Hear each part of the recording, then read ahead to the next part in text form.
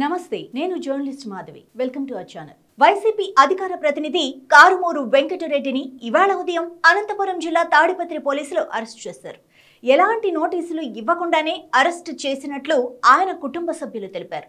అలాగే కుటుంబ సభ్యుల సెల్ ఫోన్లను పోలీసులు లాక్కున్నట్లు తెలుస్తోంది. అక్రమ అరెస్ట్ను ప్రజాస్వామికవాదులు ఎవ్వరూ సమర్థించరు. ఇదే సందర్భంలో వైసీపీ పెద్దల తప్పుడు విధానాలకు కారుమూరి వెంకటరెడ్డి అరెస్ట్ కావాల్సి వచ్చిందన్న అభిప్రాయం సొంత పార్టీలోనే ఉంది. ప్రకాశం జిల్లాకు చెందిన వెంకటరెడ్డికి రాజకీయంగా ఎదగాలన్న ఆకాంక్ష బలంగా ఉంది. అయితే అతనికి వైసీపీలో గాడ్ ఫాదర్స్ అంటూ ఎవ్వరూ లేరు.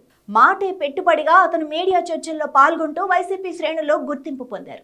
వైసీపీ ఘోరంగా ఓడిపోయిన తర్వాతే ఇంకెవ్వరూ మాట్లాడే దిక్కులేని స్థితిలో ఆయనకు అధికార ప్రతినిధి పదవిని కట్టబెట్టినట్టు ఆ పార్టీ నాయకులు అంటున్నమాట.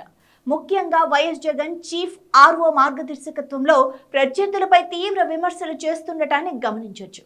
మాట్లాడేది వెంకటరెడ్డి అయితే మాట్లాడించేది మాత్రం వైసీపీ మీడియా వ్యవహారాలు చూసే వ్యక్తే. సదరు వ్యక్తి తన ఇష్టాలన్నింటినీ వెంకటరెడ్డి ద్వారా నెరవేర్చుకుంటున్నారు అనేది వైసీపీలో అందరికీ తెలిసిన విషయమే.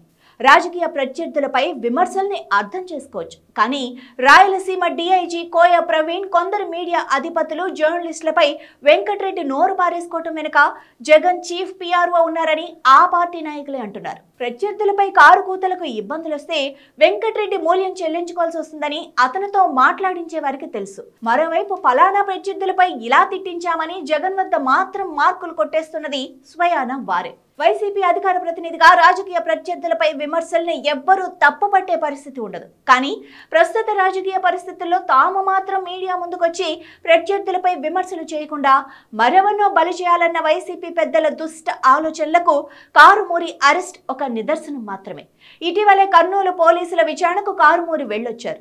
బస్సు దగ్ధంపై తప్పుడు ఆరోపణలు చేశారనేది అభియోగం. మరి తాడిపత్రి పోలీసులు అరెస్ట్ చేయడానికి కారణాలేంటో ఇంకా తెలియాల్సి ఉంది.